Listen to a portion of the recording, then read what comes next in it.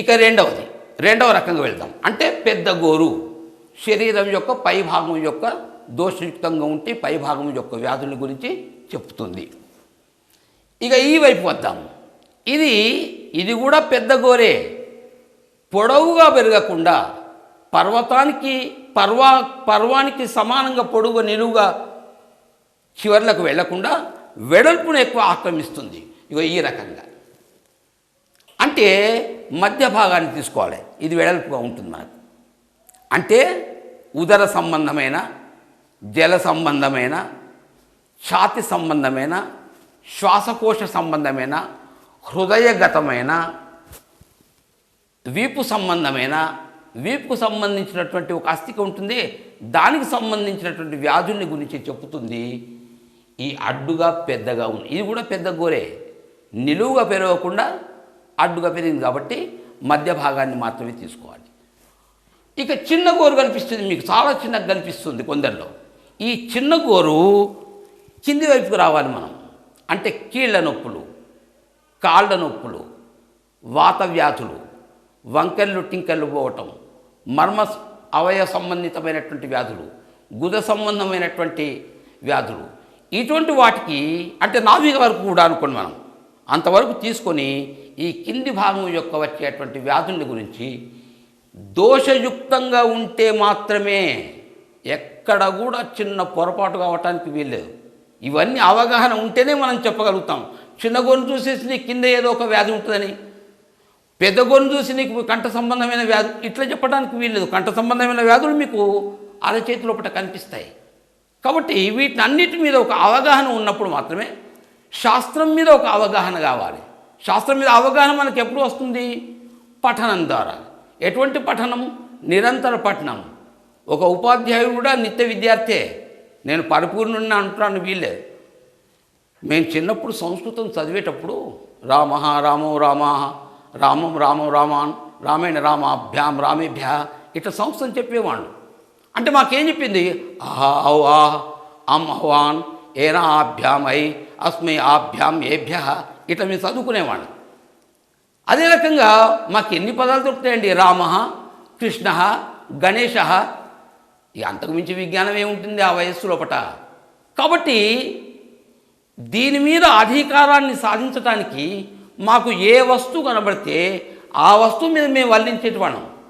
ఉదాహరణకు బండ కనబడ్డది అనుకోండి, బండ బండో బండా బండం బండో బండాన్ బండేర బండాభ్యాం బండేభ్య.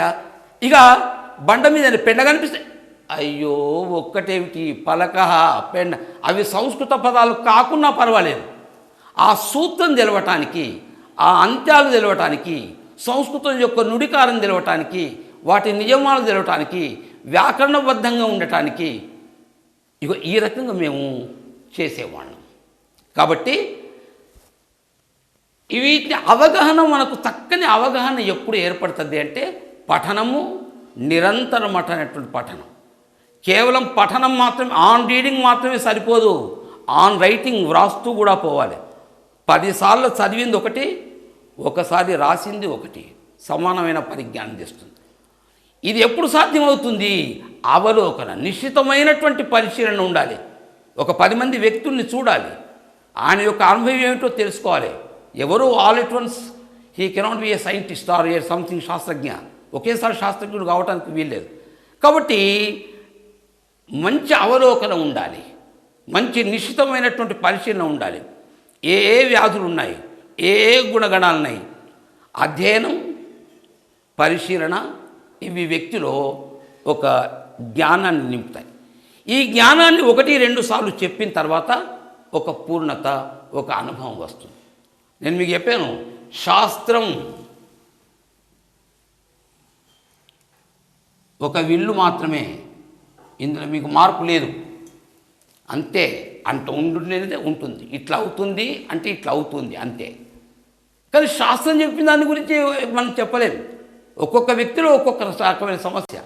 మన దగ్గరకు ఒక జాతకుడు వచ్చింది అనుకోండి, తన యొక్క సమస్యను చెప్తాడు. నాకున్న సమస్య ఇది స్వామి, దీన్ని ఎట్లా నివారించుకోవాలి, దీని పరిహారాలు ఏమిటి, నేనేం చేయాలి, ఏ దోషం వలన నాకు ఇట్లా కలిగింది అని అడగటానికి వస్తాడు. అదొక సమస్య. ఇక్కడ మన సమస్య ఏమవుతుంది? బాణం అవుతుంది.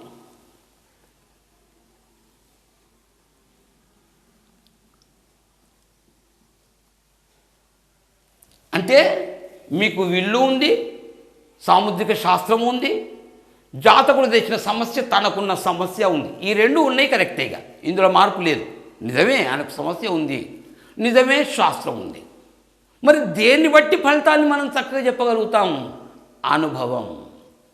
అనుభవం అంటే ఇగో ఇక్కడ కూడా ఏమి చేస్తే ఇతడు బాగుపడతాడు, ఈ గురి ఎక్కడ ఉంది, ఈ గురి సరిగ్గా చూడటం అనుభవం ద్వారా మాత్రమే సాధ్యం.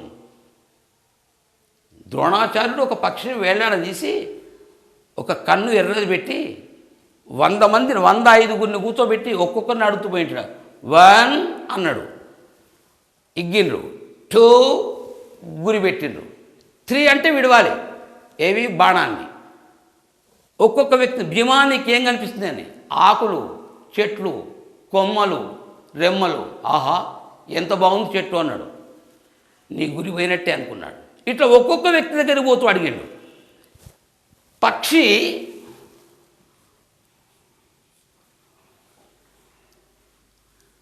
ఇక్కడ గురి చూడాలి అంటే కర్ణుడు కూడా గొప్ప కర్ణుడు, చాలా ఇది గలవాడు. ఆయన దగ్గర పోయి అడిగాడు. అందరూ ఇదే రకంగా చెప్పిన వాడు. భూమి కనబడ్డది, ఆకాశం అన్నీ కనబడ్డాయి. అసలు దేనికైతే గురి పెట్టానో అదే కనబడలే వాళ్ళకు. కర్ణుని దగ్గర పెడితే ఆహా పక్షి, మెడ, కన్ను అన్నీ కనబడుతుంది. అరే రే రే రే అయితే మెడకైనా లేదా దాని ముక్కుకైనా దాని తలకైనా తాకుతుంది, కానీ ఎరుపు కనిపిస్తుంది కానీ కరెక్ట్ గురి పెడతావో పెట్టవో నీ బాణం డౌటే అనుకున్నాడు మనసులో. పక్కకే కూర్చున్నాడు అర్జునుడు. నీకేం కనిపిస్తుంది? ఏం కనిపిస్తుంది? ఒక ఎర్ర రంగు కనబడుతుంది అన్నాడు, అంతే. అది ఎర్రగా పెట్టిండు, ఏది ఆ కంటిని. 3 అన్నాడు, విడిచిపెట్టిండు అందరూ బాణాలు. ఒకటి బాణం కిందనే పెడుతుంది. అయ్యో నేను మర్చిపోయింది, తీస్తాను సార్ అన్నారు. ఇక మళ్ళీ తీసుకునే అవకాశం ఎక్కడిది? అయిపోయింది, ఆ అవకాశమే అయిపోయింది. అంటే ఈ గురి ఉన్నటువంటి వాడే నిజమైనటువంటి శాస్త్రజ్ఞుడు. ప్రతిదీ ఉండాలి అని కాదు వ్యక్తిలో లోపాన్ని చెప్పినప్పుడు మీకు కనీసం ఒక 100 ప్రశ్నలు వేస్తే 80 అయినా సరిగా ఉండాలి.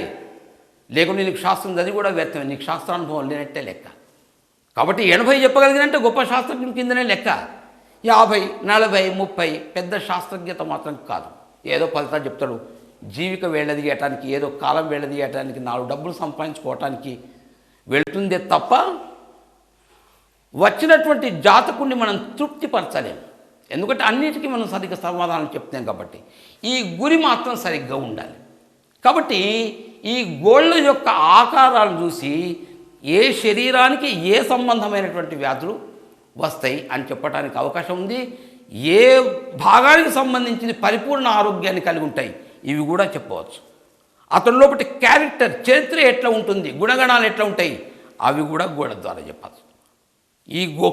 ఈ గోళ్ళను కొద్దిగా దగ్గర పట్టినప్పుడు ఒక గోరు మరొక గోరుకు తాకుతుందండి. అట్లా తాకరాదు, అది దోషమని శాస్త్ర ప్రకారంగా అది ఒప్పుకోరు. ఒకటికి ఒకటి దూరం ఉండాలి. ఇక రకాలలో మీరు ఒక 1000 మందినో లేదా ఒక 100 మందినో చూడండి, మీకు రకరకాల గోళ్ళు కనిపిస్తాయి. ఇగో ఇవి ఉత్తమమైన గోళ్ళుగా పరిగణింపబడతాయి. కింది సంబంధమైన, మధ్య సంబంధమైన, పై సంబంధమైన శరీరానికి సంబంధించిన వ్యాధుల్ని లేదా సంలక్షణాల గురించి చెప్తుంది తప్ప ఉత్తమమైనవి కావు అనటానికి మాత్రం లేదు. ఇవే ఉత్తమమైనటువంటి యొక్క గోల్డ్ అని చెప్పచ్చు. మీకు గుండెటి కనిపిస్తాయి గోల్డ్.